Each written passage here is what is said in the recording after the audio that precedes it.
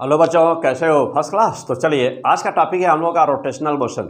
Work energy power just अभी हम लोग फिनिश किए हुए हैं और अभी उसमें बहुत सारे न्यूमेरिकल्स हम लोगों को अभी और सॉल्व करने हैं। लेकिन आज कोर्स को आगे बढ़ाते हुए हम लोग आगे ही बढ़ा जाए तो अगला टॉपिक है, अगला चैप्टर है। आज का चैप्टर हम लोग का rotational motion, most most most important chapter है, आप जानते हैं। तो इसको हिंदी में कहते हैं घूर्णन गति, इंग्लिश में रोटेशनल मोशन, घूर्णन गति। इस चैप्टर को रिजिड बॉडी नाम से भी ना किताबों में लिखा गया है, रिजिड बॉडी, तो इस नाम से भी जानते हैं। तो यह आपका चाहे आईआईटी का एग्ज़ाम हो या चाहे आपका नीट का एग्ज़ाम हो या कोई भी इंडिया का कोई भी एग्ज़ाम हो, टीजीटी है, पीजीटी है, तमाम एनडीए है, सीडीएस है, तमाम जहाँ पर फिजिक्स का पेपर होता है, तो यहाँ से क्वेश्चन बिल्कुल ही फिक्स है, बिल्कुल फिक्स क्वेश्चन यहाँ से आते हैं। यानी इस चैप्टर को समझना बहुत ज़रूरी है। बिल्कुल एकदम इनिशियल से, जीरो से समझना इसको बहुत ज़रूरी है। क्यों? कि क्वेश्चन इसमें ठीक ठाक आते हैं। हाँ, पहले ही बता दे रहा हूँ कि क्वेश्चन इसमें बहुत ही ठीक ठाक आते हैं, अच्छे खासे क्वेश्चंस आते हैं। तो अच्छी तरह से इसकी थ्योरी को समझना बहुत ज़रूरी है। ठीक है, तो आइए चलिए स्टार्ट किया जाए चैप्टर P100 फिजिक्स मैथ्स रिपीशन। चलिए, तो आप यहाँ तक पढ़ चुके होंगे सर्कुलर मोशन। तो रोटेशनल मोशन पढ़ने के लिए हम लोगों को सर्कुलर मोशन का नॉलेज बहुत ज़बरदस्त चाहिए। और सर्कुलर मोशन हमने बहुत ही ज़बरदस्त पढ़ा दिया है, सब कुछ बहुत डिटेल में। सर्कुलर मोशन फिनिश हो चुका है, आप पढ़े हैं। यदि कोई ऐसा हमारा स्टूडेंट प्यारा है जो अभी तक नहीं पढ़ा हुआ है तो जल्दी से जा करके वो सर्कुलर मोशन पढ़ डाले। क्यों? क्योंकि यहाँ सर्कुलर मोशन में यूज़ किए गए बहुत सारे कंसेप्ट हम लोग के यहाँ पर यूज होंगे रोटेशनल मोशन में। तो फिलहाल आइए स्टार्ट किया जाए। तो रोटेशनल मोशन, यह पहली बात यह है कि मैं आपको जीरो से शुरू कर रहा हूँ। यदि आप इंडिया के नंबर 1 टॉपर स्टूडेंट हैं तो नो प्रॉब्लम, और यदि आप जीरो फिजिक्स जानते हैं तो नो प्रॉब्लम। क्योंकि P100 फिजिक्स मैथ्स रिवीजन बिल्कुल जीरो से शुरू करते हैं और पहुँचाते हैं उस लेवल पर जहाँ की आगे फिजिक्स की आपकी ज़रूरत नहीं है। क्यों? क्योंकि आपका टारगेट या तो IIT क्वालिफाई करना है या तो नीट क्वालिफाई करना है, या तो टीजीटी पीजी वगैरह के पीजीटी के वगैरह के स्टूडेंट्स होंगे तो नो प्रॉब्लम, वहाँ तक हम लोग पढ़ते हैं। यानी पूरा ज़बरदस्त कमांड करते हैं किस पर? फिजिक्स पर। Okay, command. चलिए, तो रोटेशनल मोशन, पहला पॉइंट यह है कि रोटेशनल मोशन जिसको हम लोग कहते हैं हिंदी में घूर्णन गति कहते हैं बेटा। तो रोटेशनल मोशन होता ही क्या है, ये है क्या रोटेशनल मोशन? चलिए, तो पहली लाइन यह है कि कहीं पर भी कोई भी वस्तु यदि इस प्रकार से मोशन कर रही हो ना कि उसके सभी पार्टिकल्स, यानी कि उसके सभी पार्टिकल्स जितने पार्टिकल्स से मिल करके वस्तु बनी हुई है, तो उसके सभी के सभी पार्टिकल्स सर्कुलर मोशन कर रहे हो इंडिपेंडेंटली। हाँ, बिल्कुल पूर्णतया जो है स्वतंत्र रूप से सबके सब क्या कर रहे हो? सर्कुलर मोशन, वृत्तीय गति कर रहे हो। तो पूरी बॉडी, जो पूरी वस्तु है ना, वह कहलाती है कि रोटेशनल मोशन कर रही है।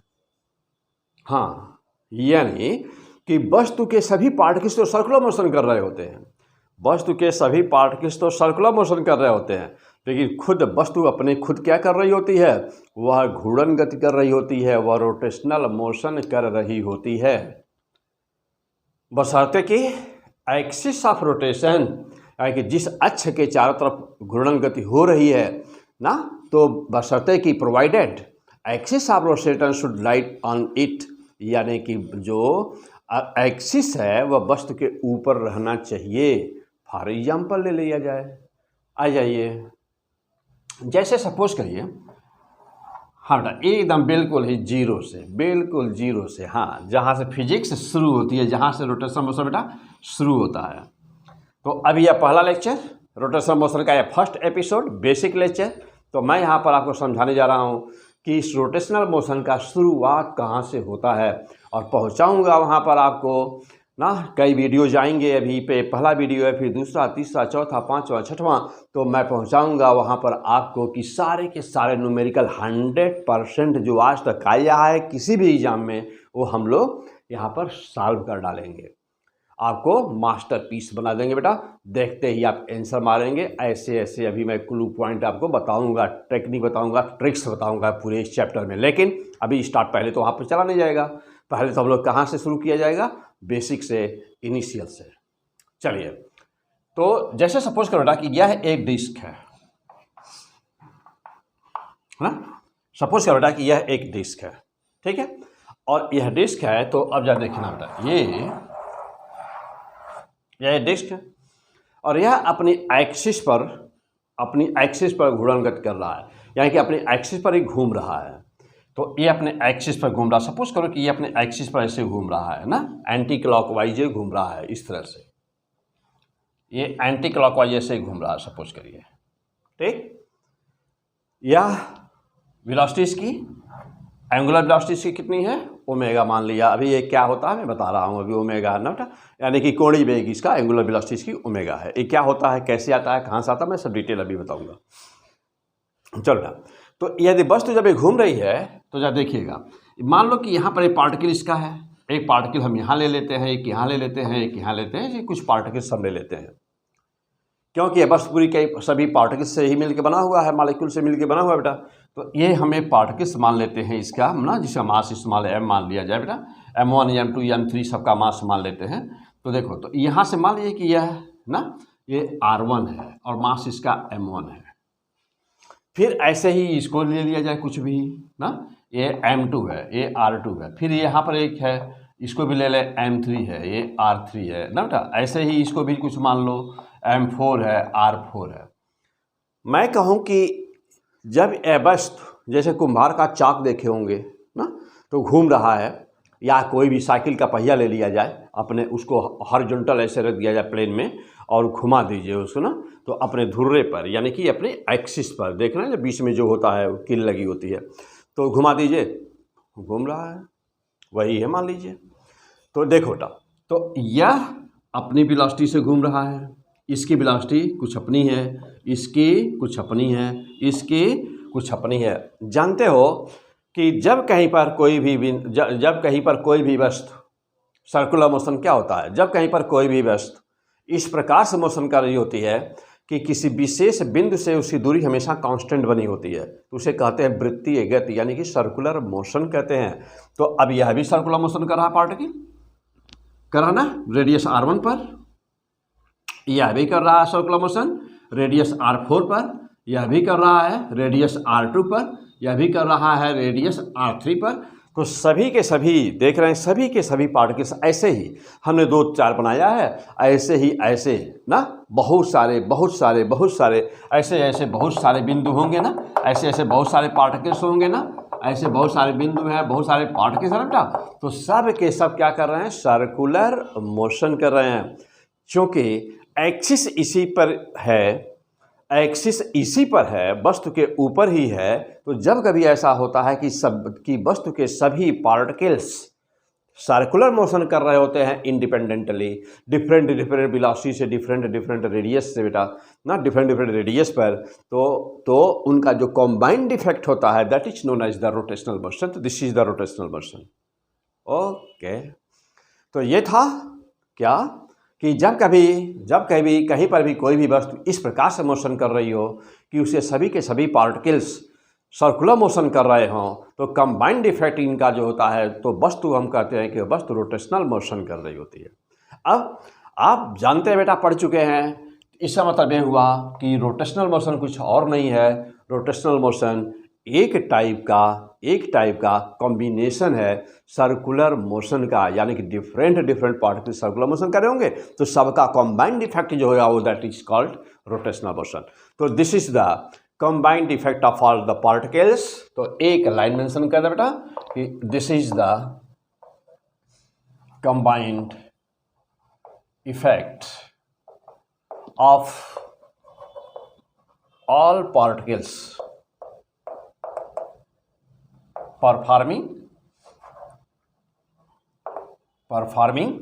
circular motion। ओके, तो पूरी बॉडी क्या कहलाती है ना बेटा, then body is called in rotational motion, okay बेटा। तो बॉडी किस में कहलाती है बेटा, रोटेशनल मोशन में कहलाती है। अब सर्कुलर मोशन में हम लोगों ने देखा है, कुछ बातें देखा बेटा। सर्कुलर मोशन में क्या देखा, सर्कुलर मोशन में चलिए एक बार रिवाइज हो जाए। कितने डिस्प्लेसमेंट, हाँ बोलो बेटा। सर्कुलर मोशन, सर्कुलर मोशन एक ऐसा मोशन होता है कि जिसमें वस्तु जो सर्कुलर मोशन कर रही होती है वह एक ही साथ दो डिस्प्लेसमेंट उसके पास होते हैं ना, याद आ रहा है? तो दो डिस्प्लेसमेंट, नंबर कौन? Number one angular displacement, angular displacement, और दूसरा कौन? Linear displacement, linear displacement. Okay बेटा। तो जब कहीं भी कोई भी बॉडी सर्कुलर मोशन कर रही होती है तो वह एक साथ में एक ही समय एक ही टाइम इंटरवल में दो प्रकार का डिस्प्लेसमेंट कवर कर रही होती है। क्योंकि यहाँ तो सारे के सारे पार्टिकल्स ही सर्कुलर मोशन कर रहे होते हैं। किसी भी एक पार्टिकल को यदि ले लिया जाए, किसी भी मैं एक पार्टिकल को ले लूँ, सपोज करिए कि अभी शुरू में ना, सपोज करिए सेंटर है, यहाँ हमारा कोई पार्टिकल है, अभी शुरू में वह यहाँ पर था, थोड़ी देर में वह यहाँ पर आया ना, थोड़ी देर में फिर वह यहाँ पर आया। ओके, देखिए तो हटा देखो, तो थोड़ी देर में अभी कोई पार्टिकल हमारा था, मास इसका m था, कुछ देर में यानी कि t1 समय पर यहाँ पहुँचा, यहाँ से ये t बराबर 0 पर यहाँ था, t2 समय में यहाँ पर पहुँचा, यह इतना एंगल θ1 था, ये पूरा एंगल θ2 था, तो यह इतना कितना हुआ? यह इतना एंगल कितना हुआ? तो ये हुआ डेल्टा थीटा बराबर θ2 माइनस θ1, हुआ ना? अच्छा, कितने टाइम में? तो कितने टाइम में? डेल्टा t बराबर t2 माइनस t1। तो देख रहे हैं कि अब यहाँ से यदि मैं इस देखो डिस्प्लेसमेंट कितना हुआ इस टाइम इंटरवल में, डिस्प्लेसमेंट कितना हुआ? तो देखिए डेल्टा थीटा कितना है? ये है। एक्चुअली ये तो वैसे कर्व है ना, तो टाइम इंटरवल जब बहुत ही कम होता है तो इसी को डेल्टा एस मान लेते हैं ना बेटा। तो इसी ये हो गया, ये कौन सा हुआ? ये डेल्टा एस। तो डेल्टा एस बराबर क्या है बेटा? डेल्टा एस है linear displacement,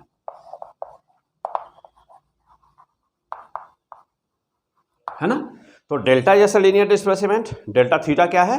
angular displacement. Okay, तो delta angular displacement, delta theta linear displacement, delta S. तो एक ही साथ दो डिस्प्लेसमेंट हो रहे थे। तो जब कभी भी कहीं पर भी कोई भी वस्तु इस प्रकार से मोशन कर रही होती है कि एक ही साथ दो डिस्प्लेसमेंट कवर कर रहे होते हैं, तो उस वस्तु को हम कहते हैं, पूरी बॉडी के मोशन को कहते हैं रोटेशनल मोशन, और ये पार्टिकल के रूप में हम जो देख रहे हैं इसको कहते हैं क्या? Circular motion. तो सर्कुलर मोशन जब बॉडी कर रही होती है तो एक्सिस यानी कि जो बिंदु होता है एक्सिस, तो एक्सिस दूर होती है। जब बॉडी सर्कुलर मोशन कर रही होती है तो एक्सिस दूर होती है, एक्सिस कहीं और होती है, वस्तु कहीं पर होती है। जैसे कोई लड़का साइकिल चला रहा है फील्ड में, तो वह क्या है? सर्कुलर मोशन का एग्जाम्पल है।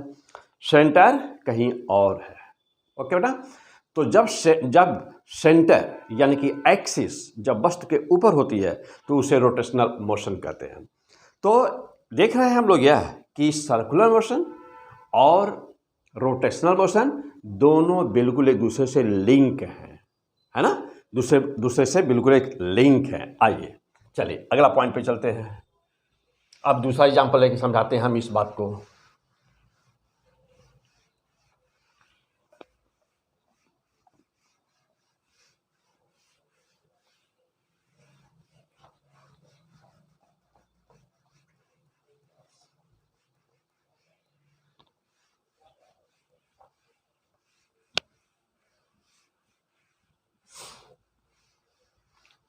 हाँ बेटा, तो हम लोग देख रहे हैं सर्कुलर मोशन ना, रोटेशनल मोशन और सर्कुलर मोशन में क्या रिलेशन है, आपस में इनके बीच में क्या रिलेशन है। चलिए आइए और देखते हैं, कोई दूसरा एग्जांपल लेते हैं।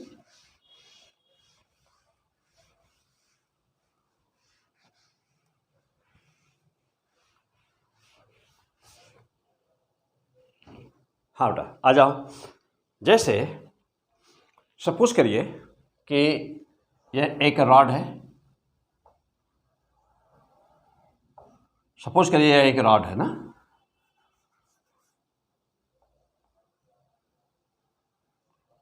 यह एक रॉड है, इसके एक एंड को यहां पर फिक्स कर दिया जाए, कोई कील लगा दिया जाए, इसमें फिक्स कर दिया जाए, और दूसरे एंड पर हमने एक फोर्स लगाए F, ये क्या करेगा रॉड, यहाँ पर फिक्स किए हुए हैं, कहीं पर भी फ्रिक्शन नहीं है, यहाँ पर फोर्स लगाया, ये ऐसे घूम रहा होगा, घूमेगा ना, यह रेडियस बन जाएगा। देखिए अब जितने भी पार्टिकल्स हैं, जितने भी पार्टिकल्स इस पर आप ले लीजिए, नाम लीजिए ए बी सी, मान लीजिए ये पार्टिकल्स हैं। तो ए बी से 3 पार्टिकल मान लिया जाए तो देखिए, और सपोज किया जाए कि डेल्टा टी समय में यह रॉड अब यहाँ के बजाय यहाँ पर पहुँच गया। मान लो सपोज किया कि अब यह रॉड यहाँ के बजाय यहाँ पहुँच गया, कितने समय में, डेल्टा टी टाइम में। तो यह टाइम इंटरवल कितना हो गया, डेल्टा टी। एंगल कितना बना, डेल्टा थीटा, मान लीजिए एंगल बना डेल्टा थीटा, यह समय है डेल्टा टी। सीधा स्ट्रेट मिला दिया जाए तो यही इसका क्या बन जाएगा, डेल्टा एस, लीनियर डिस्प्लेसमेंट। तो एक है, तो देख रहे हैं हम लोग क्या कर रहा हो रहा है इसमें। हाँ, अब बात करें कि यह जो पॉइंट ए है वह कितना एंगल बनाया, डेल्टा थीटा। पॉइंट बी कितना बनाया, डेल्टा थीटा। पॉइंट सी कितना बनाया, डेल्टा। एंगल तो सबका बराबर है ना, एंगल तो सबका बराबर है ना। मान लीजिए कि यह रेडियस है आर, लंबाई यानी रॉड की लंबाई है मान लीजिए आर, तो आर क्या हो गया, रेडियस हो गया। ये आर क्या हो गया बेटा, रेडियस हो गया। अब जा देखना, मैं कहूँ कि यह दोनों डेल्टा एस और डेल्टा थीटा में क्या रिलेशन आपस में, तो जानते हैं कि एंगल बराबर होता है आर्क बाई रेडियस। तो डेल्टा थीटा बराबर कितना हुआ बेटा, डेल्टा थीटा बराबर, यानी हिंदी में क्या कहेंगे, कोण बराबर चाप बटा त्रिज्या। तो डेल्टा थीटा बराबर क्या हुआ, डेल्टा एस बाई आर हुआ ना बेटा। अच्छा, यदि यह टाइम इंटरवल बहुत ही छोटा हो, delta T let's tends to 0, तो क्या कहेंगे, ऐसे कर दिया जाए। देखो बेटा क्या कि limit delta T tends to 0 ना, let limit delta T tends to 0, तो क्या कहेंगे हम लोग कि D theta by D T को ना लिख सकते बेटा डी। हाँ बेटा, चलो ऐसे कर दें कि अच्छा बेटा, तो लिख सकते हैं हम लोग delta theta by delta T को लिख सकते हैं D theta by D T लिख सकते हैं बेटा, लिख सकते हैं। और इसी को हम लोग कहते हैं एंगुलर वेलोसिटी ओमेगा, याद आया, इसी को एंगुलर वेलोसिटी कोणीय वेग कहते हैं बेटा। अब जा देखना, यहाँ पर देखो जस्ट ऐसे ही डेल्टा एस है ना बाई डेल्टा टी है, इसको लिख सकते हैं D s by D T लिख सकते हैं। इसी को हम लोग क्या कहते हैं, लीनियर वेलोसिटी भी कहते हैं ना। ओके, अब तो यह सर्कुलर मोशन में पढ़े हुए थे आप, सर्कुलर मोशन में पढ़े हुए थे, क्या पढ़े हुए थे कि यहाँ पर देखिए, अब यहाँ पर इस इक्वेशन को हम लोग तब क्या लिख सकते हैं, तो इस इक्वेशन को लिख सकते बेटा कि D theta by D t equal to क्या, d s by D t into r, और इसको कहते हैं ओमेगा, इसे कहते हैं वी बाई आर या v equal to are omega, पढ़े ना। तो v equal to are omega vector form, scalar form में है या स्केलर फॉर्म, और इसी को वेक्टर फॉर्म में लिखेंगे, vector V equal to vector omega cross vector R, हो गया बेटा। चलो, तो अब यहाँ पे क्या मिला, मोस्ट इंपॉर्टेंट पॉइंट। चलो बेटा, अब देखो यहाँ पे क्या मिला, जितना पॉइंट बी ए को ले लिया जाए, पॉइंट ए क्या है बेटा, मान लो यह रॉड है या कोई एक मॉलिक्यूल है, तो सभी मॉलिक्यूल्स चाहे यहाँ हो यहाँ हो यहाँ हो चाहे जहाँ हो, तो सभी मॉलिक्यूल्स तो सर्कुलर मोशन कर रहे हैं। लेकिन पूरे रॉड का नाम लेंगे तो पूरा रॉड क्या कर रहा है, रोटेशनल मोशन, घूर्णन गति कर रहा है। क्यों, क्योंकि देखिए, क्योंकि देखिए एक्सिस इसी के ऊपर है, एक्सिस इसी के ऊपर है। यदि मैं एक्सिस को यहाँ बना दूँ, आप पूरा रॉड ऐसे घूम रहा हो इसके चारों तरफ, तो क्या कहेंगे, क्या कहेंगे, कहेंगे सर्कुलर मोशन रॉड कर रहा है। हाँ, डिफरेंट पार्टिकल्स उसके डिफरेंट रेडियस पर कर रहे हैं, लेकिन उस मोशन को क्या कहेंगे, सर्कुलर मोशन कहेंगे। फॉर एग्जाम्पल अर्थ के चारों तरफ मून का मोशन, तो मून क्या कर रहा है अर्थ के चारों तरफ, मून का मोशन, मून क्या कर रहा है? Circular motion. और अपने एक्सिस पर क्या कर रहा है मून? अपनी एक्सिस पर रोटेशन। जैसे अर्थ, पृथ्वी को ले लिया जाए, सन के चारों तरफ पृथ्वी का मोशन, तो मोशन पृथ्वी का मोशन, तो पृथ्वी का मोशन जो बेटा, पृथ्वी के मोशन क्या अर्थ क्या कर रही है सन के चारों तरफ? तो अर्थ सन के चारों तरफ सर्कुलर मोशन कर रही है। लेकिन अर्थ जानते हैं कि अपने एक्सिस पर रोटेट भी कर रही होती है, तो वह रोटेशनल मोशन हो गया। क्यों? क्योंकि एक्सिस उसी के ऊपर है। और जब सर्कुलर मोशन कर रही है तो एक्सिस सन के ऊपर है, तो एक्सिस सन के ऊपर है तो सर्कुलर मोशन कर रहे हैं अर्थ को। और अर्थ की एक्सिस जब उसी के ऊपर है, अर्थ के ऊपर है, तो क्या कर रहे हैं उसको? तब कर रहे हैं रोटेशनल मोशन कर रहा है अर्थ। ओके, जैसे इलेक्ट्रॉन का स्पिन, इलेक्ट्रॉन न्यूक्लियस के चारों तरफ क्या कर रहा है? Circular motion. इलेक्ट्रॉन अपने एक्सिस पर भी रोटेट कर रहा है, तो इलेक्ट्रॉन अपने एक्सिस पर रोटेट कर रहा है तो उसे क्या बोलेंगे? Rotational motion. तो what is the difference between the circular motion and rotational motion? Clear? चलो बेटा और आगे बढ़ते हैं। यहां तक क्लियर हो गए सब लोग? चलिए, तो बहुत ही आसान सब कुछ। और अब point A, point B, point C, यह तीन बिंदु हैं। यह रॉड सर्कुलर मोशन, यह रॉड रोटेशनल मोशन कर रहा है, लेकिन सभी पॉइंट सर्कुलर मोशन कर रहे हैं। देखिए यह भी। चूंकि समान समय में समान एंगल का फॉर्मेशन हो रहा है, देखिए समान समय में सभी समान एंगल का फॉर्मेशन कर रहे हैं, तो एक बात तो क्लियर है सबकी कि जब एंगुलर डिस्प्लेसमेंट यानी सबका बराबर है, तो जब एंगुलर डिस्प्लेसमेंट बेटा सबका बराबर है, तो एक बात तो बिल्कुल क्लियर है कि यदि इसकी वेलोसिटी हम ओमेगा ए कहें, इसकी वेलोसिटी को हम ओमेगा बी कहें, इसकी वेलोसिटी को ओमेगा सी कहा जाए, तो एक बात तो बहुत ही क्लियर है, क्या? कि ओमेगा ए बराबर ओमेगा बी बराबर ओमेगा सी। क्या? कोणीय वेग सबका, तीनों बिंदुओं का कोणीय वेग आपस में बराबर है। क्यों? क्योंकि समान समय में समान एंगुलर डिस्प्लेसमेंट कोणीय विस्थापन कवर किया गया। लेकिन क्या सबका लीनियर वेलोसिटी भी बराबर है? नहीं। तो नंबर 2 पर VA equal to not VB equal to not VC, means कि VA equal to not VB equal to not VC, इनका लीनियर वेलोसिटी बराबर नहीं है।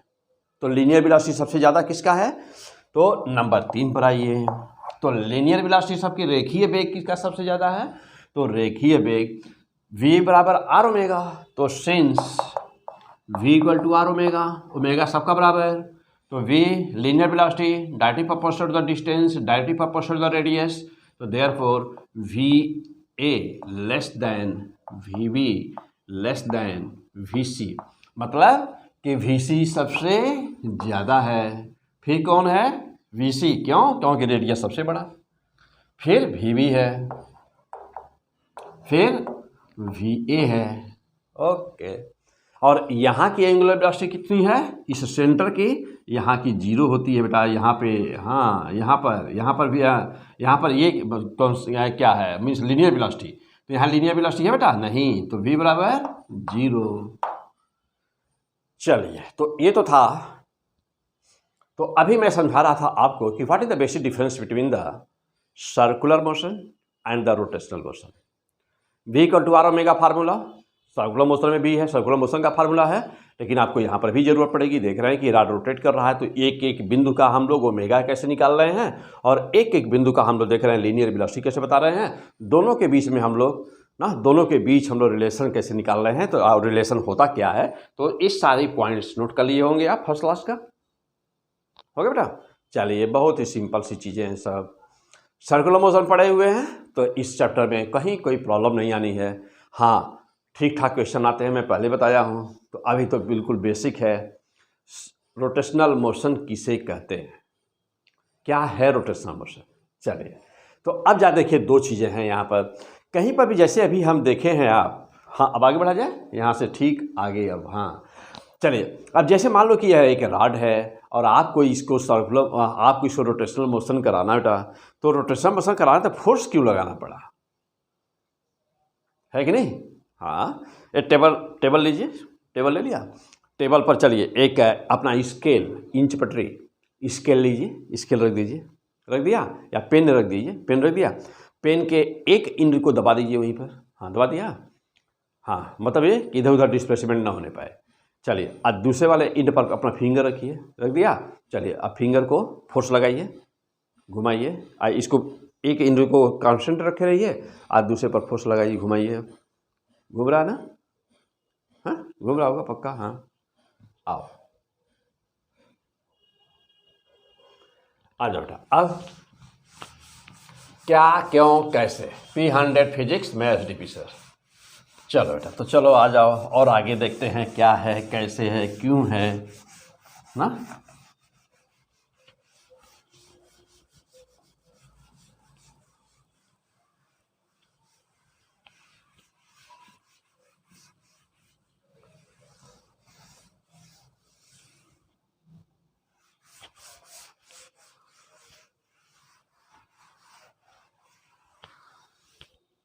हाँ चलो बेटा और आगे आते हैं। चलिए अब यह राड सपोज करें कि यही राड है, ये राड वही है जो अभी अभी हम लोग लिए हुए थे, ठीक। यहाँ फिक्स कर दीजिए, कर दिया। चलिए फोर्स यहाँ लगाइए, तो यहाँ पर लगा दिया, कोई बात नहीं, फर्स्ट क्लास घूम रहा है, हाँ घूमेगा फर्स्ट क्लास ना, हाँ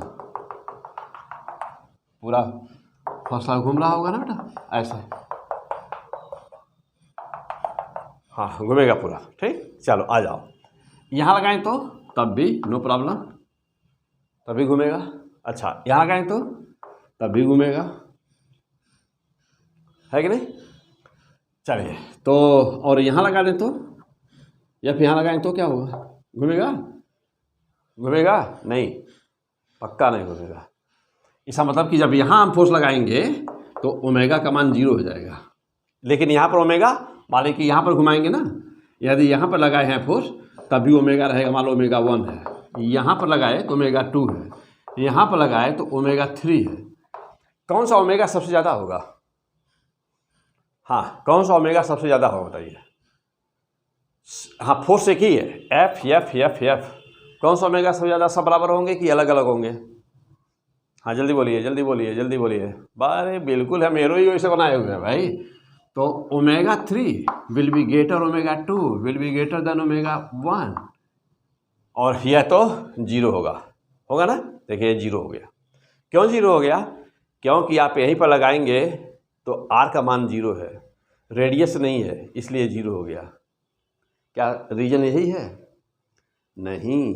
अब कहाँ से रेडियस आ गया, रेडियस क्यों आ गया, फोर्स तो हम यहाँ पर भी लगाए थे, यदि फोर्स ही अकेले एबल होता, यदि अकेले फोर्स से ही सक्षम होता रोटेशनल मोशन कराने के लिए, तो फोर्स तो जितना यहाँ था उतना ही यहाँ भी है, उतना ही यहाँ भी है, उतना ही यहाँ भी है, तो फोर्स तो हर जगह बराबर है, लेकिन ओमेगा हर जगह डिफरेंट है। ऐसा क्यों हुआ, इसका मतलब कि अकेले फोर्स ही नहीं जिम्मेदार है, एक बात और जिम्मेदार है, कौन, centre, axis of the rotation, centre से उसकी दूरी फोर्स कहाँ लगाया गया है, तो फोर्स कितना लगाया गया है और फोर्स कहाँ लगाया गया है। जब फोर्स, यह बात दोनों आ जाती है कि फोर्स कितना और फोर्स कहाँ, यानी कि distance and force both are important जब बन जाते बेटा, तो इन दोनों के मल्टीपल को, इन दोनों के ना, इन दोनों के गुणनफल को कहते हैं क्या, बल युग्म कहते हैं, बल आघूर्ण, क्या बोलते हैं बेटा, बल आघूर्ण बोलते हैं, means that is the torque, क्या कहलाता है, टार्क। ओके, तो हेडिंग ही है बेटा क्या, कि टार्क क्या होता है, टॉर्क हिंदी में कहते हो, बल आघूर्ण क्या होता है। तो देख रहे हो कि कहीं पर भी किसी भी वस्तु को रोटेशनल मोशन कराने के लिए, किसी भी वस्तु को घूर्णनगत कराने के लिए अकेला फोर्स पर्याप्त नहीं है। फोर्स यहाँ है तो क्या फोर्स ने मूव कराया है अकेला, वनली जो फोर्स है वो जिम्मेदार है, नो। क्या यह अकेले कराया है, नहीं। क्या यह अकेले कराया है, नहीं। क्या यह अकेले कराया है, नहीं, है तो हुआ ही नहीं। तो कौन जिम्मेदार है, product of the force, product of the force and distance are the position vector, you can say the position vector from the, means you can say that is the distance between the axis of rotation to the point of the application of the force. So these two both are responsible for the rotational motion. तो जब दोनों जिम्मेदार हो गए जब दोनों जिम्मेदार हो गए तो अब इसी को कहते हैं ना, क्या, इसी को कहते हैं torque. What is the torque? तो now write the heading, torque is responsible for a rotational motion. तो टॉर्क बेटा क्या, क्यों, कैसे, जीरो से स्टार्ट करिए, पहुंचिए उस टॉप लेवल पर जहां आपको टॉप पर जाना है, फर्स्ट रैंक इंडिया में ना, इसके आगे जहां पर फिजिक्स नहीं होती। चलिए, तो टॉर्क इज रिस्पॉन्सिबल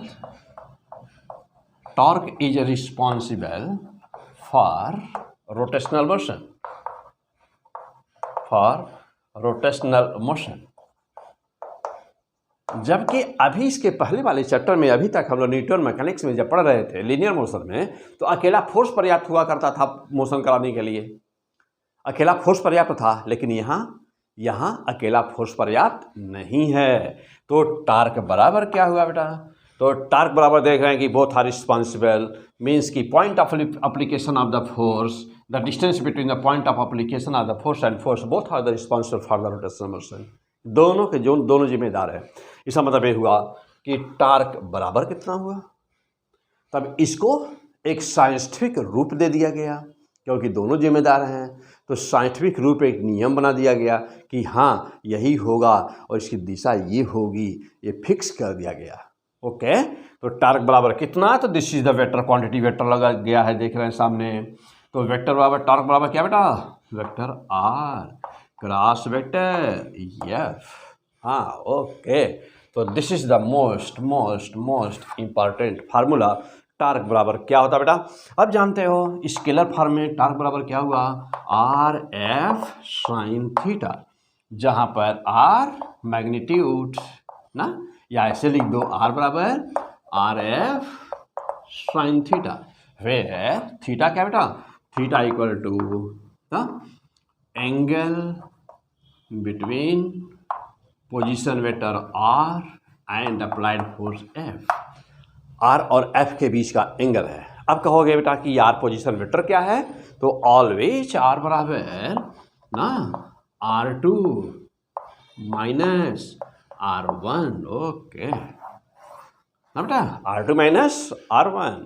तो this is the position vector. For example, जैसे मान लो कि यहाँ पर हमने फोर्स लगाया, चलो बेटा हटा दे, यहाँ क्लियर हो गए पक्का यहाँ तक?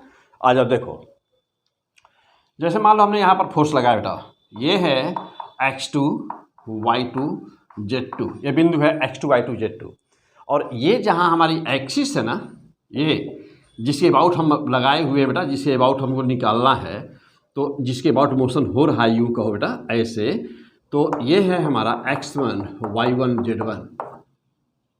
ध्यान देना, ये है x2 y2 z2, most important numericals यहाँ पर आएगा। अभी ये थ्योरी है, this is the basic lecture of the rotational motion. कहाँ से शुरू होता है घूर्णन गति, कहाँ से शुरू होता है rotational motion, very very basic ना एपिसोड।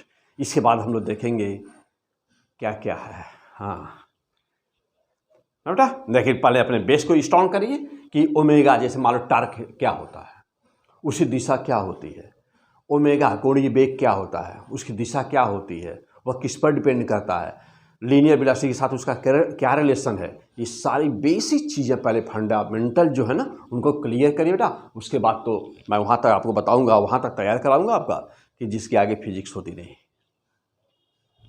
आ जाओ बेटा, चलिए तो यहाँ तक नोट करो जल्दी से। तो टार्क बराबर हो गया बेटा, आर बराबर देखा यहाँ क्या है, पोजीशन वेक्टर बेटा ना। पोजीशन वेक्टर मीन्स क्या कि एक्सिस से फोर्स जहाँ जिस बिंदु पर लगाए हो ना, उस बिंदु की दूरी, उसे कहते हैं पोजीशन वेक्टर।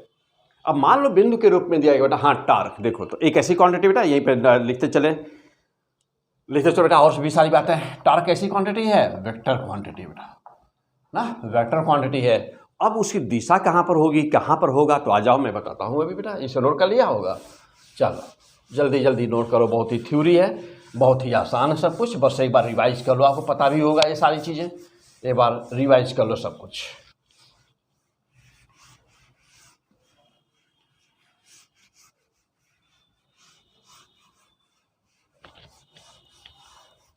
आ जाओ बेटा, इस डायग्राम को हम फिर से बना दे रहे हैं अभी। हाँ चलो देखो, जैसे मान लो कि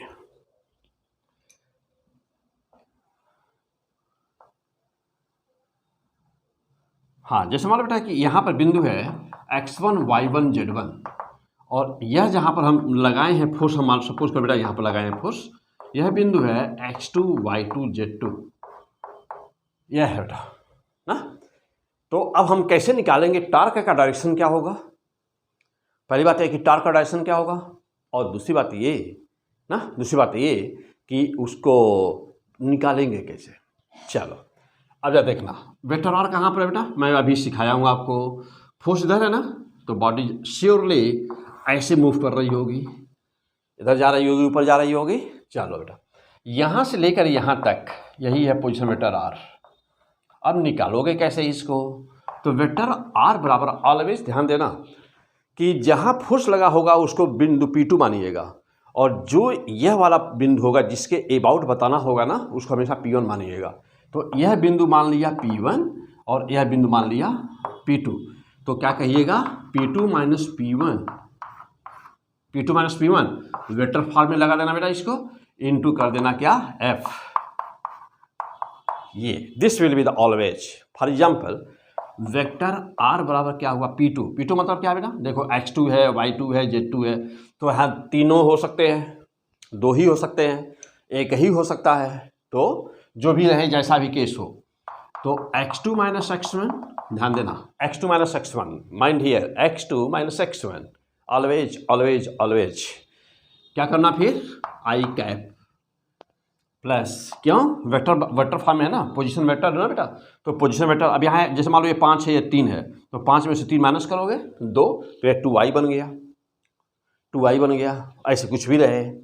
चलो प्लस, और क्या, जैसे एक बार x2 ले लिया, अब y2 ले लो, y2 minus y1 unit vector j cap plus, और क्या, आगे बोलो, और क्या हो सकता है, किसकी संभावना और है, z की, k। चलो तो अब आ जाओ z2 माइनस, चलो बेटा अब यहाँ इस बात को मैं यहाँ ना बताऊँ, कैमरे से बाहर हो जाएगा, तो आ जाओ, हाँ बेटा आ जाओ, इधर आ जाओ, पूरी जगह यहाँ पे है, आ जाओ देखना। तो पोजीशन वेक्टर आर निकाल रहे हैं हम लोग ना, तो आर बराबर कितना हुआ, P2 माइनस P1, यानी कि x2 माइनस x1 आई कैप प्लस, हाँ y2 माइनस y1 जे कैप प्लस, और क्या, z2 माइनस z1 के कैप, हो बेटा। हाँ चलिए, तो z2 माइनस z1 के कैप, तो ये पोजीशन वेक्टर आर हो गया। अब इंटू एफ, तो एफ कब निकालोगे बेटा, एफ निकालोगे तब जब टॉर्क निकालना होगा, तब लगा देना बेटा, आर बराबर इतना हो गया। चलो हाँ अब आ जाओ, देखो अब ये आर का मान हो गया, अब आपको निकालना है क्या, अब आपको निकालना है टॉर्क, तो टॉर्क बराबर आर की वैल्यू जो भी आवे वेक्टर फॉर्म में, उसके बाद vector R cross vector F कर दीजिए, हो गया, सॉल्व हो गया, फैंटास्टिक। चलिए अब इसका डायरेक्शन कैसे निकालोगे बेटा, ठीक है ना, चूंकि यह क्रॉस प्रोडक्ट है, तो क्या करोगे, क्रॉस प्रोडक्ट निकालना जानते हो कैसे, आई जे के, और क्या, आर का पहले जो देखिए आर है ना, तो R1 R2 R3, यानी कि आर के सारे कंपोनेंट जो नहीं रहेगा उसकी जगह पर 0 रख देना है। फिर एफ का कैसे निकालते हो जानते हो बेटा, F1 F2 F3, जहाँ पर हमने आर बराबर क्या माना बेटा, R1 आई कैप प्लस R2 जे कैप प्लस R3 के कैप, हो बेटा आर, और F बराबर कितना है, देखो F बराबर कितना है, जा देखिए F बराबर, तो F को माना है बेटा हमने F1 आई कैप प्लस F2 जे कैप प्लस F3 के कैप, हो बेटा। तो चलो, तो यदि R का मान इतना हो और F का मान इतना हो, तो टॉर्क का मान कैसे निकालेंगे, तो this will be the value of the torque, ये टॉर्क की वैल्यू आ गई बेटा, या देखना है ना, यह P1 था, ये P2 था, तो ये इतना आपने आर का मान कैसे निकाला, आर का मान कैसे निकाला, फोर्स यहाँ पर लगाए हुए बेटा ये फोर्स एफ है। ओके, अब ये तो रहा कि टार्क कैसे निकालोगे, दो बिंदु दिए हो तो टार्क आप कैसे निकालेंगे। तो यहाँ बच्चे बहुत ही ज़्यादा गलती करते हैं, इसमें से इसको माइनस कर देते हैं, पता चलता है रिजल्ट उल्टा हो जाता है, माइनस हो जाता है। तो कभी भी ऐसा नहीं करेंगे, ध्यान देंगे जहाँ पर बिंदु है फोर्स जिस बिंदु पर लगाएगा वो हमेशा 2 होगा, और जो सेंटर होगा जिसके अबाउट बताना होता है बेटा, जिसके अबाउट मोशन हो रहा होता है वह बिंदु हमेशा 1 होता है। तो x2 माइनस x1 या और y2 minus y1 z2 minus z1 करोगे, यानी p2 माइनस p1 करोगे। p1 ये है और p2 ये है, ये ध्यान देना। चलिए क्लियर हो गए, आ जाओ अब। हाँ भाई, तो ये हमने यहाँ पे सीखा बेटा कि टार्क होता क्या है, टार्क का काम क्या है, अभी अभी बताया टार्क का काम क्या है। हम लोग यहाँ पर क्यों फोर्स लगाए हैं, इसको घुमाने के लिए। अच्छा, अब ये भी चूंकि यह इस बात पर डिपेंड कर रहा है कि फोर्स क्यों लगा देते हैं, तो देखे हैं कि वही उतना ही फोर्स एफ हम जब यहाँ लगा रहे हैं ना, तब इसमें ओमेगा 0 है। जब यही फोर्स हम यहाँ लगा दिए हैं तो ओमेगा 0 है। इसका मतलब कि ओमेगा कहाँ, फोर्स ही पर्याप्त नहीं है, फोर्स कहाँ लगा हुआ है वह डिस्टेंस पर्याप्त है, यानी कि डिस्टेंस भी मायने रखता है। या तो फिर दोनों, यानी कि वस्तु को घुमाने के लिए फोर्स कितना लगा है और फोर्स कहाँ लगा है दोनों जिम्मेदार हैं, यानी कि आर और एफ दोनों जिम्मेदार हैं। और आर और एफ के मल्टीप्लिकेशन को कहते हैं टार्क, बल आघूर्ण कहते हैं बेटा। इसको क्या बोलते हैं, टार्क। कैसे निकालोगे, सामने आपके रिजल्ट है, कैसी क्वांटिटी है, वेक्टर क्वांटिटी है बेटा। ठीक, फर्स्ट क्लास। आइए अब सवाल यह है कि टार्क की हमको ज़रूरत क्यों पड़ी है। तो हम देख रहे हैं, हम लोग अभी पीछे पढ़े हैं, वर्क एनर्जी पावर में पढ़े हैं, न्यूटन्स लॉ मोशन पढ़ चुके हैं बेटा हम लोग। तो वहाँ पर देखा हम लोगों ने फोर्स की ज़रूरत क्यों पड़ी। तो हम लोग कह रहे थे वहाँ पर, जो पीछे पढ़ चुके हैं बेटा, तो वहाँ पर हम लोग बोले थे कि फोर्स की आवश्यकता इसलिए पड़ती है क्योंकि मास होता है बॉडी का। तो mass is a type of the inertia, यानी कि इनर्शिया न होती तो फोर्स न होता। जैसे ठीक वहाँ पर पढ़े हैं ना, वैसा ही ठीक वैसे ही यहाँ पर बोल दीजिए। अंतर क्या बेटा कि इनर्शिया है वो हम जो लीनियर मोशन था, तो लीनियर मोशन में जो काम मास कर रहा था वही काम यहाँ पर भी कोई एक प्रॉपर्टी है जो कर रही है। बताओ क्या नाम है उसका। फोर्स की आवश्यकता टार्क, यानी कि हमको टार्क की आवश्यकता, जैसे वहाँ पर फोर्स की आवश्यकता पड़ती है तो वैसे हमको यहाँ पे टार्क की आवश्यकता क्यों पड़ी, क्यों हमको टार्क की जरूरत पड़ रही है, यानी घुमाने के लिए हमको टार्क क्यों चाहिए ना। कहीं पर भी यदि इनर्शिया न होती तो फोर्स की जरूरत न पड़ती। ठीक वैसे ही यहाँ पर इनर्शिया के बजाय अब नाम लेंगे, नया नाम आ रहा पहली बार, क्या, मोमेंट ऑफ इनर्शिया, जड़त्व आघूर्ण, हिंदी में कहते हैं जड़त्व आघूर्ण, मोमेंट ऑफ इनर्शिया। तो जैसे वहाँ मास था, जैसे वहाँ पर मास था किसमें, न्यूटन्स लॉ मोशन में 1 डायमेंशन में पढ़ रहे थे, तो मास का जो रोल था वही मास की जगह पर अब किसका हो गया है, जड़त्व आघूर्ण का, मोमेंट ऑफ इनर्शिया का। तो जो काम मास का था वही काम इस चैप्टर में रोटेशन मोशन में किसका हो गया, मोमेंट ऑफ इनर्शिया का। तो अब सवाल यह है कि मोमेंट ऑफ इनर्शिया क्या है। तो मोमेंट ऑफ इनर्शिया वह गुण है बॉडी का, वह प्रॉपर्टी है बॉडी की, जिसके कारण इस पे उसको घूर्णन गति कराने के लिए, रोटेशनल मोशन कराने के लिए टार्क की आवश्यकता होती है। तो therefore now you can say easily that the moment of inertia is the cause of the torque. Moment of inertia is the cause of the torque, यानी न मोमेंट ऑफ इनर्शिया होती न टार्क का कोई ज़रूरत पड़ता। Okay,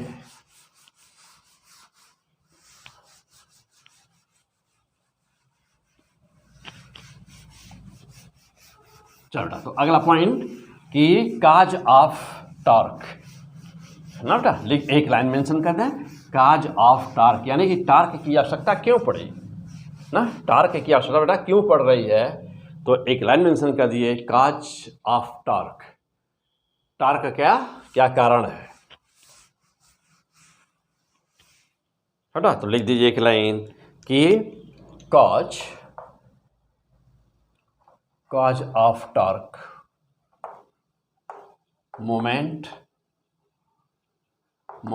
of inertia, moment of inertia. तो moment of inertia is the cause of torque, यानी कि मोमेंट ऑफ इनर्शिया क्या है बेटा? तो मोमेंट ऑफ इनर्शिया यानी कि मोमेंट ऑफ इनर्शिया वह गुण है वस्तु का कि जो वस्तु को घूमने का विरोध करता है। तो moment of inertia is the opposite property of the rotational motion. Means कि जब भी हम किसी वस्तु को रोटेशनल मोशन कराना चाहते हैं तो मोमेंट ऑफ इनर्शिया क्या करता है? उसका अपोज करता है। तो यह एक टाइप का मोमेंट ऑफ इनर्शिया क्या है? अपोजिंग प्रॉपर्टी है। इन जनरल क्या? In general moment of inertia I से रिप्रेजेंट करते हैं बेटा, मीन्स इसको कहते हैं एम के स्क्वायर ना, जहां पर यम क्या है? मास बॉडी का, और के है radius of gyration. K equal to radius of gyration ना। क्या है बेटा? के का मान क्या है? अभी देखिए नीट 2022 में रेडियस ऑफ गायरेशन का क्वेश्चन आया था एक। तो यहाँ से अक्सर क्वेश्चन आते हैं इस टॉपिक से। मैं सारे न्यूमेरिकल सभी करवाऊंगा, अभी तो मैं आपको थ्योरी बता रहा हूँ बेटा। तो के क्या है? Radius of gyration. सवाल है कि यह के है, आपको दूसरे शब्दों में क्या कहें?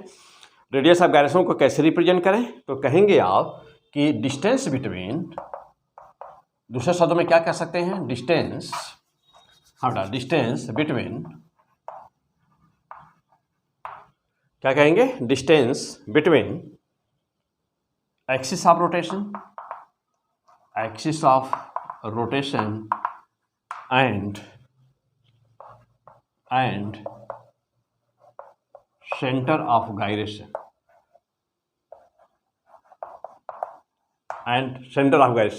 तो कहेंगे कि distance between the axis of rotation यानी axis of rotation and the centre of gyration. या दूसरे शब्दों में, एक शब्द में और कर सकते हैं बेटा, क्या?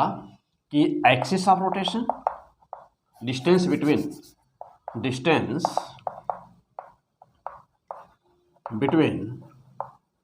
Axis of rotation, axis and centre of mass ना ड्यूरिंग रोटेशनल मोशन,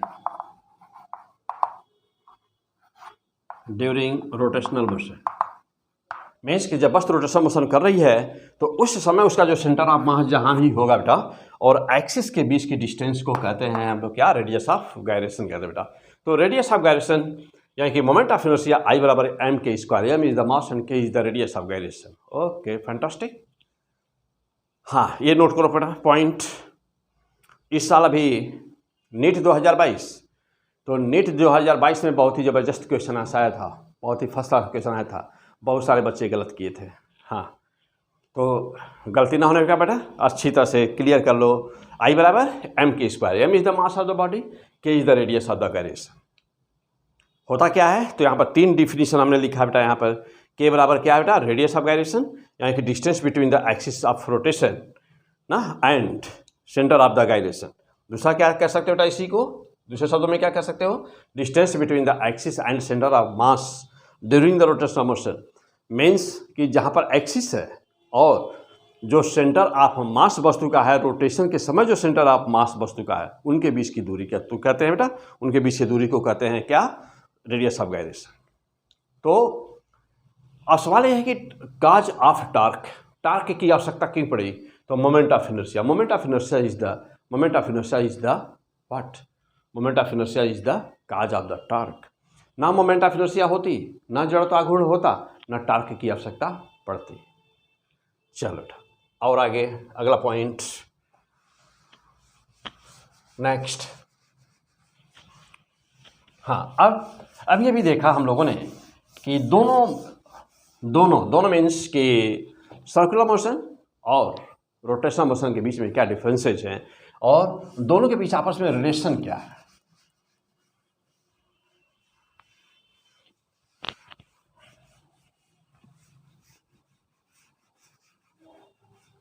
दोनों के बीच आपस में क्या रिलेशन है? चलिए और आगे बढ़ा जाए। चलो देखो, अब सवाल ये है कि जैसे सपोज करिए कि यह एक रॉड है, यह उसका फिक्स पॉइंट है। ब्लैक बोर्ड पे सपोज करिए रॉड है, आप अपनी कॉपी पे मानिए कि रॉड रखा हुआ है, या पेन रख दीजिए। जैसे बताया हूँ इस केंद्र को दबाइए, यहाँ पर फोर्स लगाइए, एफ फोर्स लगा दीजिए, लगा दे बेटा। चलिए, हमको बताना है कि टॉर्क का डायरेक्शन क्या है और ओमेगा का डायरेक्शन क्या है, एंगुलर मोमेंटम का डायरेक्शन क्या है, एंगुलर एक्सेलरेशन का डायरेक्शन क्या है, हमको ये बताना है। और बेटा राइट हैंड लीजिए, अपना दाहिना हाथ ले लिया। हाँ चलिए, ओके। जहाँ पर फोर्स लगा हुआ है, जहाँ फोर्स लगाए हुए बेटा, उस दिशा में आप अपने दाहिने हाथ की हथेली को रख दीजिए। रख दिया? जिधर आपका हथेली होगी, जिधर आपका थंब हथेली होगी बेटा ना, हाँ हाँ हथेली, केवल पूरा पूरा हैंड ना ना बेटा, ऐसे लगा दिया। चलो, तो यदि अच्छा, पहली बात है कि टॉर्क है कहाँ पर, ओमेगा है कहाँ पर, अल्फा है कहाँ पर। तो ये ध्यान देना कि बच्चे कभी कभी गलती करते हैं, समझते हैं कि यहाँ पर है रेडियस पर, या कुछ और ओवर स्मार्ट होते हैं तो समझते हैं कि टेंजेंट पर। तो ना ही टेंजेंट पर ना ही रेडियस पर, पहली बात तो ध्यान देना। तो हमने फोर्स लगाया बेटा यहाँ, यस, यानी बॉडी को हम ऊपर घुमा रहे हैं। तो ये तो श्योर है कि आप फोर्स को देख करके तुरंत आइडिया लगा लो ले बेटा कि मोशन हो किधर रहा है। देखो हो रहा है ना इधर, हाँ मोशन इधर हो रहा है। चलो कोई बात नहीं, अब आ जाओ। जिधर मोशन हो रहा हो, जिधर मोशन हो रहा हो, यानी कि उधर अपना फिंगर करिए, उधर अपना फिंगर करिए, सभी कर लें। दाहिना हाथ, राइट हैंड रूल। चलो बेटा यहाँ पर सेंट एक्सिस पर, एक्सिस पर, तो जिधर मोशन हो रहा हो देखिए, तो उधर सभी फिंगर रख दीजिए। जिधर मोशन हो रहा है बेटा उधर सभी फिंगर रख दीजिए, या बंद करके रखिए या खुलते रखिए, ऐसे मन में सोच लीजिए बस। अंगूठा हमेशा, अंगूठा हमेशा यानी कि थंब हमेशा क्या बताएगा, वह हमेशा ही एंगुलर वेलोसिटी की दिशा बताएगा। फॉर एग्जांपल, अब मुट्ठी बंद कर लिया, जब हमारा दाहिना हाथ है बेटा ये, हाँ मुट्ठी बंद करिए, कर लिया। यदि फिंगर की कर्लिंग, यदि फिंगर की कर्लिंग इस लीनियर मोशन को रिप्रेजेंट कर रहा हो तो अंगूठा हमेशा ही ना एंगुलर वेलोसिटी को रिप्रेजेंट करेगा। देखिए, देखिए फिंगर की कर्लिंग ऊपर जा रहा है ना, ऊपर, तो अंगूठा किधर है, आपकी तरफ ब्लैक बोर्ड पर, यानी डॉट लगा दीजिए। अच्छा, यदि नीचे किया जाए तो देखिए, देखिए देख रहे हैं ना, नीचे किया जाए तो बेटा, तो एक्सिस पर देखा जाए जहाँ रहता ओमेगा, यहाँ देखिए, देखिए नीचे मोशन हो रहा है, यानी घड़ी की दिशा में, तो घड़ी की दिशा में करना होगा, तब यहाँ क्रॉस लगाएंगे, मीन्स ओमेगा नीचे होगा। नीचे मीन्स आपकी कॉपी में नीचे, वर्टिकली डाउनवर्ड, और ब्लैक बोर्ड पर इनसाइड। तो ओमेगा होता कहाँ पर, तो आप कहेंगे कि ओमेगा है कैसा बेटा, ओमेगा कैसा वेक्टर, तो ओमेगा हो गया axial vector. Axial vector means कि always lies on the axis, तो omega always along the axis, always along the axis कौन कौन होता है, नंबर 1 तो ओमेगा हो गया, नंबर 2 अल्फा बराबर होता है बेटा D omega upon D T, जानते हो alpha angular acceleration. Angular means कोणीय वेग के परिवर्तन की दर को त्वरण कहते हैं ना बेटा। तो कहीं पर भी वेग परिवर्तन, तो rate of change of the velocity, rate of the change of velocity is known as the acceleration. Therefore angular acceleration is the rate of change of angular velocity. तो अल्फा बराबर D omega by D T. अच्छा, number 3 पे आ जाओ बेटा। Number 3 पर अभी अभी पढ़े बेटा कि एंगुलर मोमेंटम, नहीं अभी बाद में देखोगे। एंगुलर मोमेंटम एल के बराबर क्या होता है, तो जानते हो एंगुलर मोमेंटम होता है बेटा R cross P. R cross P, R क्या है, पोजिशन वेक्टर निकालना में भी सीखे हो ना, R2 - R1 वाला, वही P2 - P1 या R2 - R1। तो L बराबर क्या, vector R cross P. P क्या है, लीनियर मोमेंटम, रेखीय संवेग। और क्या, टार्क। चलो बेटा अब आ जाओ टार्क पर। ये सब के सब वेक्टर क्वांटिटी है, देखिए ओमेगा भी वेक्टर क्वांटिटी, ओमेगा भी वेक्टर क्वांटिटी, एंगुलर एक्सीलरेशन भी वेक्टर क्वांटिटी, एंगुलर मोमेंटम यानी कोणीय संवेग यह भी वेक्टर क्वांटिटी, टार्क भी वेक्टर क्वांटिटी। सबकी दिशा फिक्स है। ये देखो बेटा चारों के चारों देखना, एंगुलर वेलोसिटी एक्सिस पर रहने वाले सभी, एक्सिस पर रहने वाले सभी always along the axis, number 1 omega, number यानी कि क्या, along the, always along the axis, या तो इसीलिए कहते हैं ना एक्सियल वेक्टर, इनको कहते हैं सबको कंबाइंड वे में। तो ऐसे लिख दो।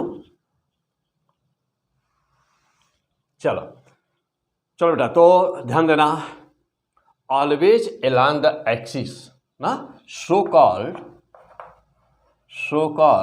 Axial vector, so called axial vector कौन कौन, नंबर 1, नंबर 2, नंबर 3, नंबर 4, ये सब एक्सिस पर होते हैं। इस समय इनकी सबकी दिशा क्या है, यह मीन्स इनसाइड, इनसाइड, इनसाइड। यदि यहाँ पर एक्सिस बना दूँ ना बेटा, तो चारों को दिखा देना होगा। एक बार देखो, ऐसे बना दूँ, किधर है, इनसाइड द ब्लैक बोर्ड ना बेटा, ना इनसाइड है बेटा, हाँ आउटसाइड, देखना, ध्यान देना बेटा, हाँ हम लोग की तरफ है ना, तो लिख देना बेटा वहाँ पर out side the black board. और आपकी कॉपी पर परपेंडिकुलर अपवर्ड। अच्छा, और यदि क्लॉकवाइज होता तो क्या होता बेटा, जैसे मान लो ना बेटा, जैसे मान लीजिए कि ये एक रॉड है, ऐसे घूम रहा है, तब क्या होगा, सब के सब डाउनवर्ड होंगे ना।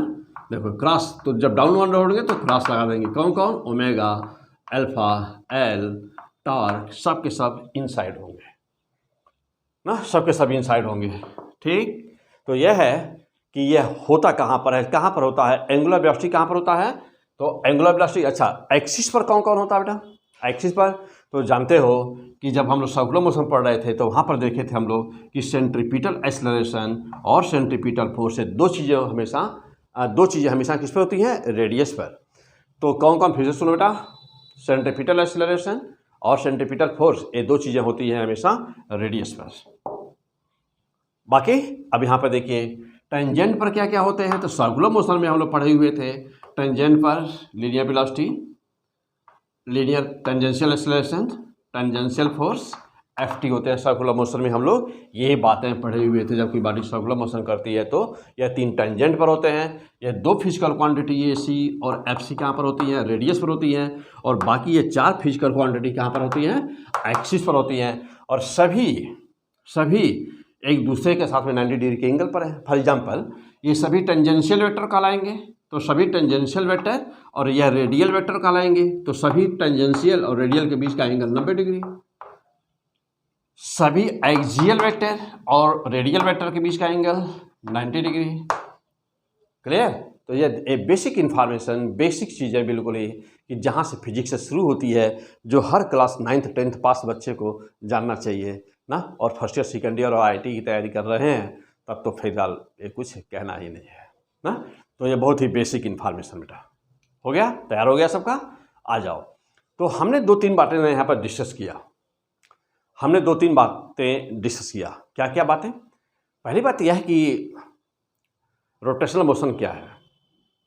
नंबर 1 कि रोटेशनल मोशन क्या है, रोटेशनल मोशन में टार्क की ज़रूरत क्यों पड़ती है, रोटेशनल मोशन और सर्कुलर मोशन में क्या सिमेट्री है, दोनों में आपस में रिलेशन कैसा है, एंगुलर वेलोसिटी क्या होती है बेटा, और लीनियर वेलोसिटी क्या है, एंगुलर और लीनियर वेलोसिटी के बीच में रिलेशन क्या है, और क्या देखा हम लोगों ने, यह टार्क निकालते कैसे हैं, और कौन कौन सी फिजिकल क्वांटिटी होती है एक्सिस पर, कौन कौन सी होती है रेडियस पर, और कौन कौन सी होती है टेंजेंट पर। ये इतनी बातें हम लोगों ने देखा। फिर चलिए अब और आगे बढ़ा जाए, यहाँ से और आगे बढ़ते बेटा। ठीक, चलिए, हाँ इसको हटा दिया जाए।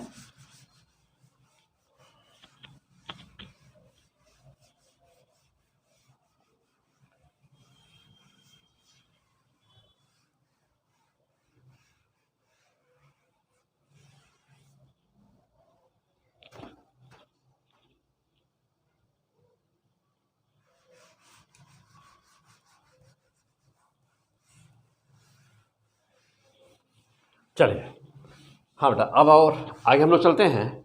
और आगे अब हम लोग का टॉपिक है बेटा ना, टार्क वगैरह कैसे निकालते हैं। हाँ, अब तो 2 चीज़ें और बातें कर लिया जाए बेटा।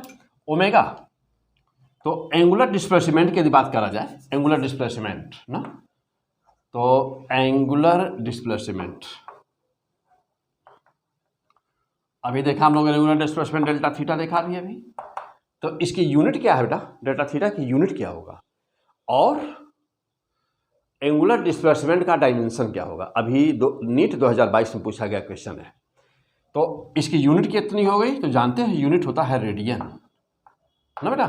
और पाई रेडियन बराबर कितना होता है, देखो बेटा ध्यान देना कैसे चेंज करते हैं। तो पाई रेडियन बराबर 180 डिग्री।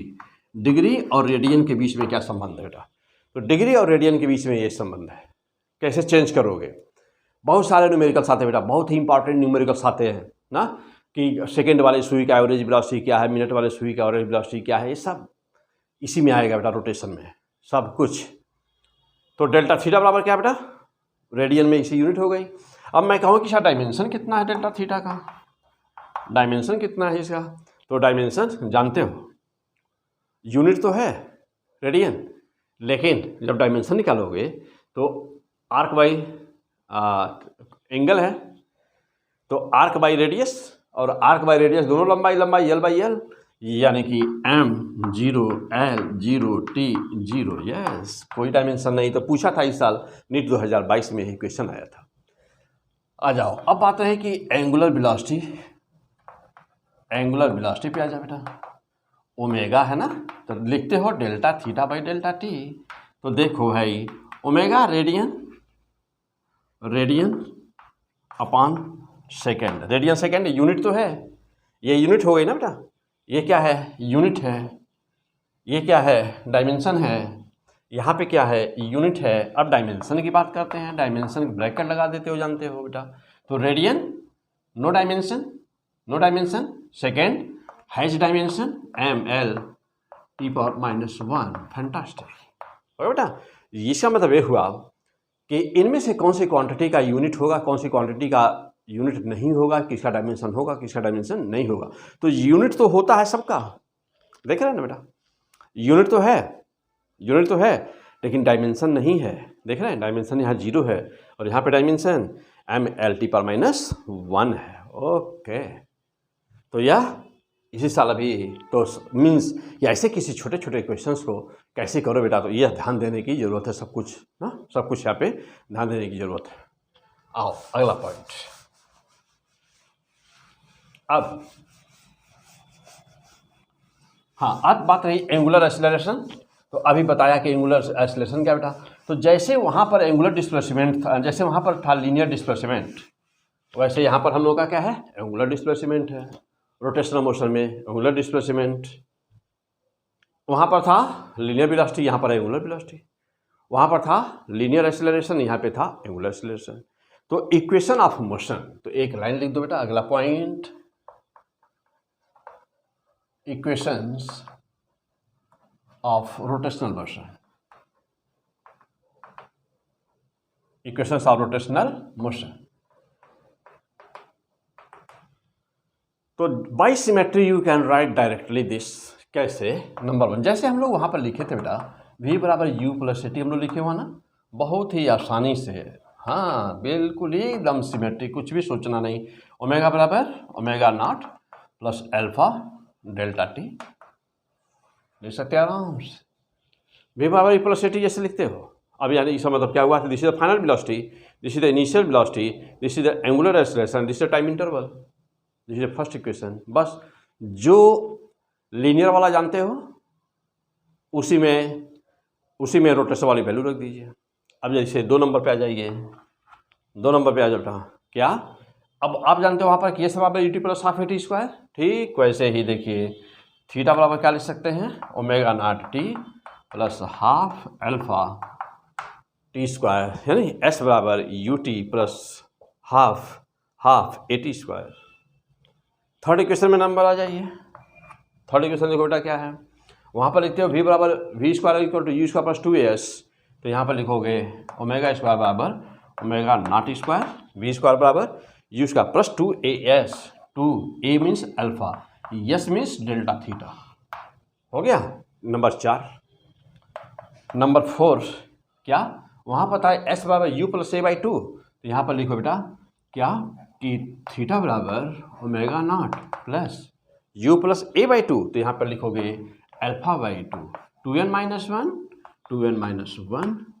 क्या कौन सा इक्वेशन कि nवीं सेकेंड में कितना डिस्प्लेसमेंट कवर किया गया, nवां nth जैसे 5वां, मैं कहूँ कि 5 सेकंड में, तब ये लगाओगे। मैं कहूँ 5वें सेकंड में चली गई दूरी, एंगुलर डिस्प्लेसमेंट बताओ, तब आप 4 नंबर का इक्वेशन यूज करोगे। तो ये 4 equation most most most important. चलिए हो बेटा, आ जाओ।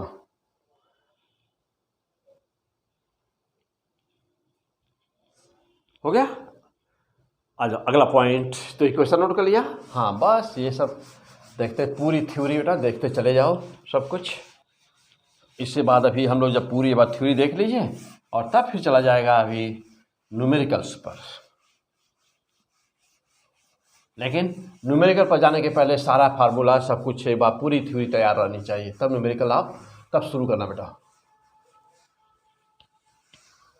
तो यह एपिसोड हम लोग का पूरा, आइए न्यूमेरिकल अभी थ्योरी पर हम लोग चलते हैं, देखते बेटा।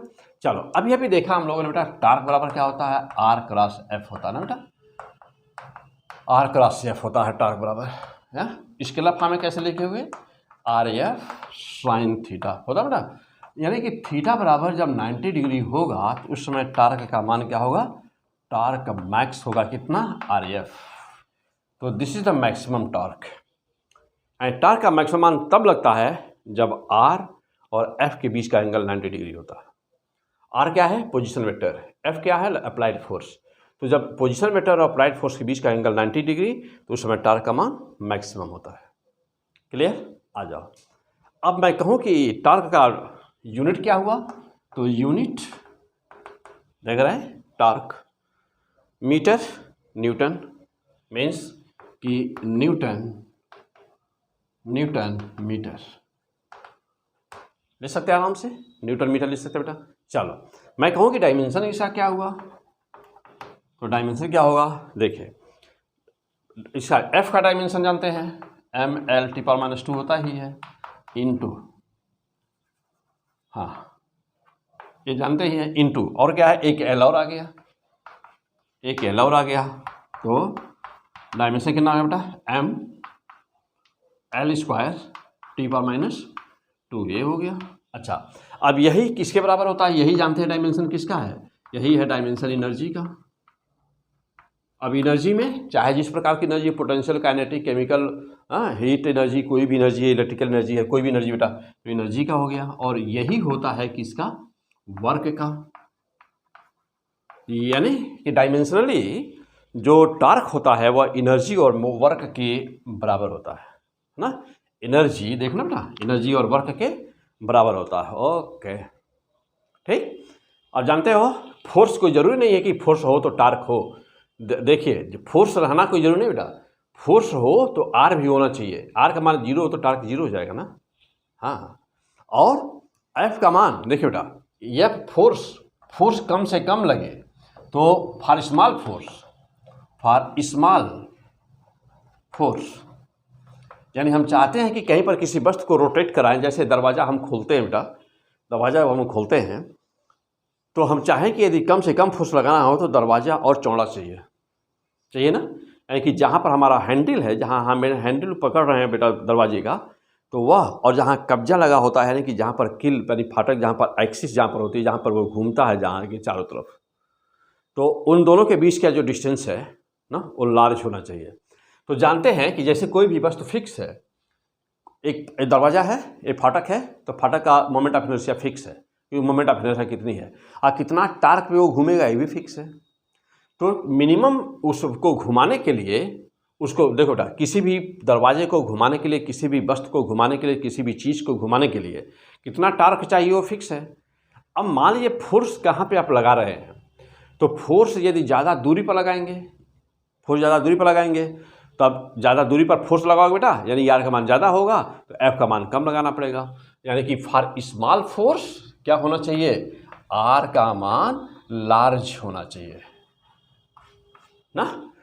फॉर स्मॉल फोर्स यानी आप चाहते हैं कि कम फोर्स लगा करके हम वस्तु को घुमा दें, तो आर का मान लार्ज होना चाहिए। यही कारण होता है कि जो इंडिया पंप वाला होता है ना, जो पंप होते हैं पानी वाले, तो हैंडल देखते होंगे बहुत बड़ा होता है। हैंडल बड़ा होने का क्या कारण था, उतना ज़्यादा लोहा क्यों वहाँ लगाए, क्योंकि हैंडल होगा बड़ा तो हम यहाँ पर दबाएंगे, फोर्स हम यहाँ पर लगाएंगे, फोर्स दूर लगाएंगे तो फोर्स आर का मान ज़्यादा हो गया तो फोर्स कम लगाना पड़ेगा। और जैसे जैसे हैंडल छोटा होता जाएगा फोर्स ज़्यादा लगाना पड़ेगा। दरवाज़ा पतला हो, यानी कि जो जहाँ पर हमको पकड़ करके उसकी हैंडल जो पकड़ते हैं, खोलते हैं, बंद करते हैं, पुश करते हैं, पुल करते हैं बेटा जहाँ पर, तो यदि वह कब्जे से जितना दूर होगा आर का मान बढ़ जाएगा, तो फोर्स उतना ही कम लगाना पड़ेगा। ठीक, ऐसे बहुत सारी चीज़ें होती हैं, ऐसे ही बहुत सारी चीज़ें होती हैं। जैसे इंजन पंपिंग सेट वगैरह देखते होंगे, जो जनरेटर वगैरह में लगे रहते हैं, तो देखते होंगे कि इसमें एक व्हील लगी होती है, पहिया लगा होता है। वो पहिया लगा होता है तो देखते होंगे कि बीच में लोहा वहाँ पर कम होता है और किनारे पर, उस पहिए के किनारे पर वह लोहा ज़्यादा होता है। तो वह कम लोहा लगा करके, यानी कि बीच की जगह को खाली रख देते हैं। तो बीच की जगह को खाली रखते हैं और देखते होंगे किनारे किनारे लोहा ज़्यादा लगा होता है उसमें। रीज़न क्या हुआ उसका? लोहा जब ज़्यादा दूर होता है बेटा, तभी मोमेंट ऑफ इनर्शिया पर चल रहा हूँ, तो लोहा जब ज़्यादा दूर होता है, मटेरियल जब ज़्यादा दूर होता है तो मोमेंट ऑफ इनर्शिया बढ़ जाती है। तो वह मोमेंट ऑफ इनर्शिया को कम लोहा लगा करके ही, मटेरियल को कम करके ही ज़्यादा मोमेंट ऑफ इनर्शिया प्रोड्यूस करते हैं। तो मोमेंट ऑफ इनर्शिया को बढ़ाने के लिए ऐसा व्हील लगाया जाता है। अच्छा, अब मोमेंट ऑफ इनर्शिया क्यों चाहिए?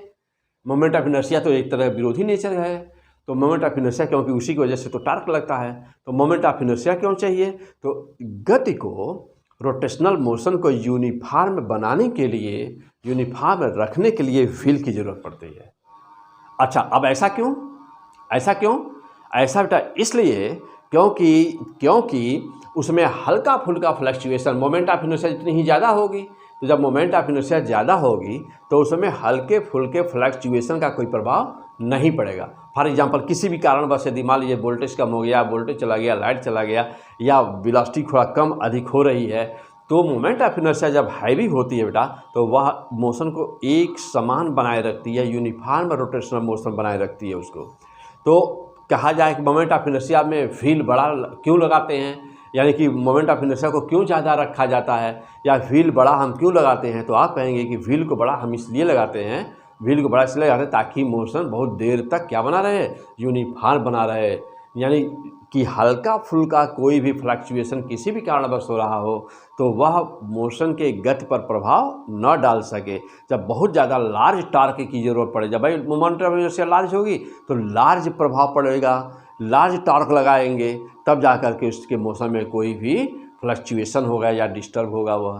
तो इसको यूनिफॉर्म, यानी कि सिंपल से शब्दों में कहेंगे कि यूनिफॉर्म रोटेशनल मोशन रखने के लिए लार्ज, बड़े पहिए की आवश्यकता पड़ती है, या कोई भी ऐसी चीज़ लगाते हैं जहाँ पर मोमेंट ऑफ इनर्शिया ज़्यादा हो। ओके बेटा, चलिए और आगे चलो।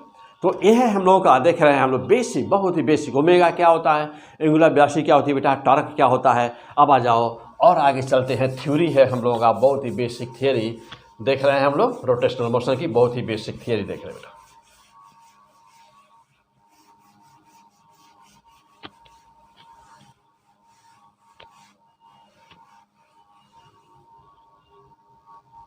हो गया बेटा, चलिए और आगे देखते हैं। हाँ बेटा, अब हम लोग का पॉइंट है कि मोमेंट ऑफ इनर्शिया और टॉर्क के बीच क्या रिलेशन क्या है बेटा। तो relation, right the heading, relation between moment of inertia I and and acceleration, angular acceleration, angular acceleration. Angular acceleration कैसा है बेटा, अल्फा से रिप्रेजेंट करेंगे, मोमेंट ऑफ इनर्शिया आई से रिप्रेजेंट करेंगे बेटा। चलो आ जाओ देखा जाए। जानते हो कि कहीं पर भी लीनियर मोशन में हम लोग क्या पढ़े हुए थे, तो लीनियर मोशन में हम लोग पढ़े थे एफ बराबर एम में पढ़े थे बेटा, एफ बराबर एम में पढ़े थे हम लोग, पढ़े थे ना, नो प्रॉब्लम, एफ बराबर एम में। चलो बेटा, दोनों तरफ यदि आर से मल्टीप्लाई कर दिया जाए, आर से मल्टीप्लाई कर दिया जाए, चलो आर क्रॉस एफ कर दूँ बेटा, इधर दो सब आर से मल्टीप्लाई कर दे रहा हूँ ना, तो आर एम ना, या ऐसे लिख दूँ कि एम आर इंटू ए, तो ए जानते ही हो, तो क्या लिख सकते बेटा, डेल्टा आर बाई डेल्टा ना। हाँ चलो बेटा देखो, तो ए बराबर क्या बेटा, ए, तो F बराबर एम में है ना, तो delta we by delta T लिख सकते हैं हम लोग। तो delta we by delta T लिख सकते हैं आराम से। लीनियर एक्सीलरेशन बेटा ए है, हाँ। तो आर इंटू एफ बराबर क्या होता है जानते हो? आर इंटू एफ बराबर होता है, हम लोग क्या पढ़े अभी आर इंटू एफ बराबर होता है हम लोग का टॉर्क। तो टॉर्क बराबर क्या हो गया? एम। आर तो यहाँ पे था ही, डेल्टा वी को क्या लिख सकते हैं बेटा? डेल्टा वी को लिख सकते हैं, डेल्टा आर लिख सकते हैं ना, delta R by delta T लिख सकते हैं ना। यानी कि एक आर हम लोग इसमें से ऐसे कर दें कि वी बराबर आर ओमेगा हम लोग जानते हैं, हाँ सबसे बेस्ट रहेगा। तो वी बराबर आर ओमेगा होता है बेटा। तो आर एक आर ले लिया, एक आर पहले से ही था, तो एम आर स्क्वायर हो गया, और वी बराबर आर ओमेगा, आर ले लिया, omega by delta omega by delta T लिख दिया। देख बेटा देखो, तो टार्क बराबर क्या हो गया? एम आर स्क्वायर इंटू, देख रहे हैं इशू कहते हैं अल्फा, तो ये अल्फा हो गया। ओके देख बेटा, अब ये इशू कर सकते हो कि टार्क बराबर आई अल्फा ना बेटा। देखो टार्क बराबर आई अल्फा, आई क्या है? आई क्या है? Moment of inertia. आई क्या बेटा? Moment of inertia. अल्फा क्या है? Angular acceleration. क्या है अल्फा? Angular acceleration. तो alpha equal to angular, alpha equal to angular acceleration, angular acceleration होगा बेटा, एंगुलर एक्सीलरेशन। ओके, तो चलो बेटा ये था बेसिक थियरी। अभी फिर ना, क्योंकि भाई लाइट चला गया बेटा, तो अभी हम लोग फिर मिलते हैं, अभी फिर आते हैं बेटा। अभी यहाँ तक थ्योरी बस आप देख लीजिए, जस्ट इसके बाद में अभी यहाँ से आगे एंगुलर मोमेंटम क्या होता है, लॉ कंजर्वेशन क्या होता है, बहुत कुछ है। अभी तो बेसिक लेक्चर था, बेसिक थ्योरी थी। तो आज से एपिसोड बेटा, इस एपिसोड को यहीं रोकते हैं। इसके बाद अभी आते हैं फिर, जस्ट यहाँ से आगे स्टार्ट किया जाएगा। Okay, best of luck.